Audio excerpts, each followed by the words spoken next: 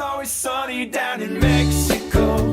The sun gets high when I get low. The only way to get there is to let yourself go. Good times are made in Mexico. Welcome, guys, to another Be All Inclusive pop-up podcast, one-on-one agent spotlight with Cyran of Avora Destinations, a Team BAI affiliated agency. Lauren, thanks so much for joining us today. We're here in Vallarta at the wonderful Marival Armony today and having a great trip, but wanted to sit down with you and just kind of tell our audience a little bit about you, how you got started and whatnot. When did you join Team BAI, and what's your favorite part of being in this crazy industry of destination weddings?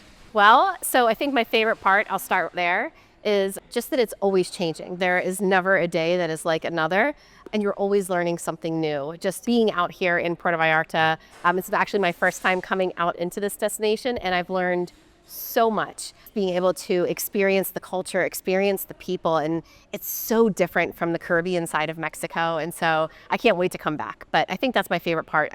You never stop learning, and I'm kind of a nerd in that sense that I love learning new things all the time. In terms of how when I started with BAI, I want to say it was 2021. So you had booked a trip for my husband and I. We went to the Casitas. It was our first time in Mexico back before COVID happened. We had a great time.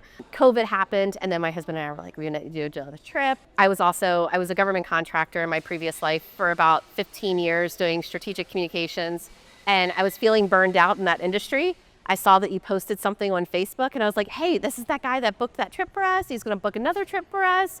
And I was like, that job looks like fun. I need fun. And so I applied to be an ISA, so helping to support your groups. And I was in that role for little over 2 years? Was it that long? I think so. About 3-4 months in, I was like, I want to sell. And so I was like, I'm just going to learn as much as I can. So I was kind of like behind the scenes, like watching everything that you did, asking you 1.5 million questions. So yeah, so that's kind of how I got my start. Yeah, I think it's funny that, you say like you're drawn to it because it looked fun, right? Yeah. And I think so many people are drawn to our business, the business side of things, because it looks fun, right? And we are lucky as heck to be in beautiful destinations and learning about resorts and seeing everything this awesome industry has to offer. But I feel like a lot of people don't realize how much work there is behind things. I have never worked harder in my entire life than I have now. Yeah. 100%, and I wouldn't change a thing. Yeah, I think that, for as many pool photos there are, that's usually us like walking by the pool a lot of times. We don't often have that much time actually in the pool enjoying the resorts, but we're going to meetings, or we're going to see properties, we're going to dinner events and whatnot, that we're meeting with hoteliers and networking and learning about their products and constantly looking out for the best interest for our clients to gather as much information as possible. So 150%. We work really, really hard, but we try to play a little hard every time we go out into destination. In between. But truly, it is the best of both worlds, because you can't be in this work and not absolutely love it.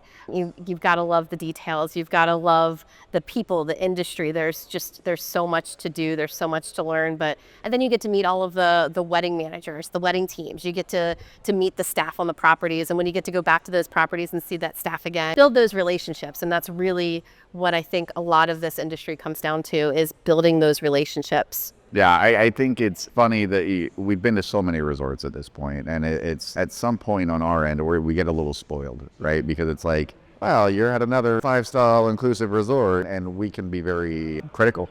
But I think ultimately the biggest impact that, at least on me, that resorts have that makes one resort stick out over another is the staff. It's the employees, how they interact with you, how they remember your name, remember you throughout your stay, and how they greet you every morning. Like, that is, I don't know about you. I'm just going off on a tangent, but no, I couldn't agree more. You can tell when staff are happy, and that's, I think, goes across any industry. You can always tell when the people are treated well. You can, and because that just kind of trickles down, and so you really get that full experience. But every resort is so different.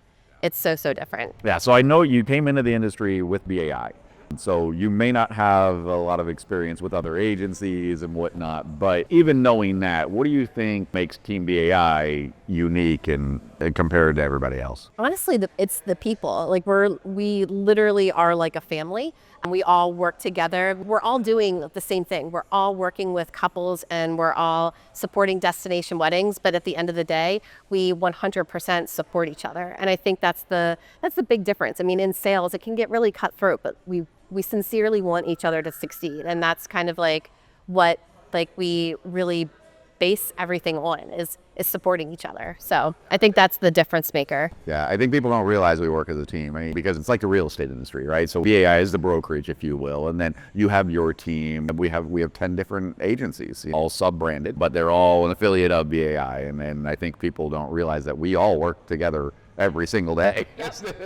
So I always encourage clients if they don't understand, what's Avora Destinations? Watch the real estate shows, like reality real estate shows on TV, because you'll learn there how it works. Oh, it's that team part of this brokerage. They're in the same office, they're working with the same people, but you have your own individual team. So how did Avora Destinations come about? Tell me the details of the name. And the name, yes. So I am a mom. I have 2 little girls. They are currently 12 and 7. And so my oldest, her name is Avery, and my youngest, his name's Nora. So I kind of just merged the 2 names, and yeah, that's where it came from. Awesome. And then my favorite colors. Okay, throw a little personality in there. You've been to a lot of resorts at this point. If you had to pick one, if you were getting married today, if you had to pick one, or even top 3 in any destination, what would yours be? Oof, that is a loaded question. That's so tough because there's so many different things about so many different resorts that make them amazing. I'm going to do this a little bit different. So I'm going to say by like my favorite things, right? So my favorite beach that I've ever been to, beach is Turks and Caicos. Oh my gosh, the beach is fantastic. The water is amazing. You could be in up to your shoulders and you can still see your toes. Like it's just beautiful, crystal clear water. So for best beach, ocean, Turks and Caicos. I would say, best adults only. I'm kind of torn, to be honest with you. I really love El Dorado Casitas Royale. I love the enclaves. I love that you can have like your private area with your crew. Having done that with my own friends on a personal vacation, it's just so much fun. You have your own little personal space, plus the outdoor showers, and the service there is just absolutely second to none. They're like a second family. I also really love Secrets Moxché. I love the whole mood and vibe, and the speakeasy is just an absolute blast. Do you think like your choice of resort, obviously you've been married at this point, I don't know how many years, but 15. So congrats. So do you think it's hard for you to put yourself in that spot that you were at 15 years ago? Yep. Right? If you could, and you had all the guests that went to your wedding, Okay. go to a destination wedding, what resort would you choose of those 3? Because I think if you were going to get married today, that answer may be different than 15 years ago, right? Because it depends on who's coming. True. So if it was 15 years ago and I was just getting married, I probably would do like a Dreams Playa Mujeres, because there would be children coming, and there were so many people at our wedding. Like, we invited 250 and we ended up with 255. It's a long story. Now we would 100% probably do adults only, just because that's, kind of what we would do.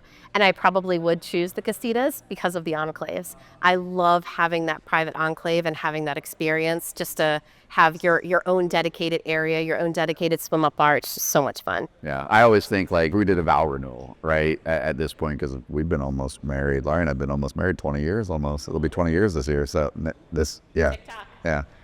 If we were to do something, I feel like not many people would come at this point, right? So I don't know. Well, maybe since we're in the industry, maybe they would. But I feel like I would choose like a Hermitage Bay in Antigua. Okay. A small resort where it's just like the 2 of us, and it's a little bit more, hey, we'll invite people, but I don't see more than 10 people showing up.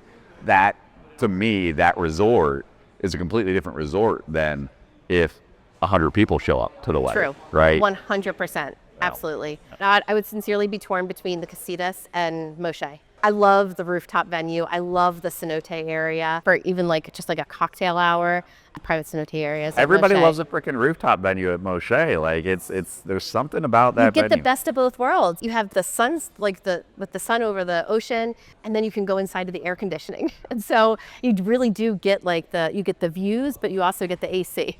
So you can't beat it. What's your favorite part of a destination wedding?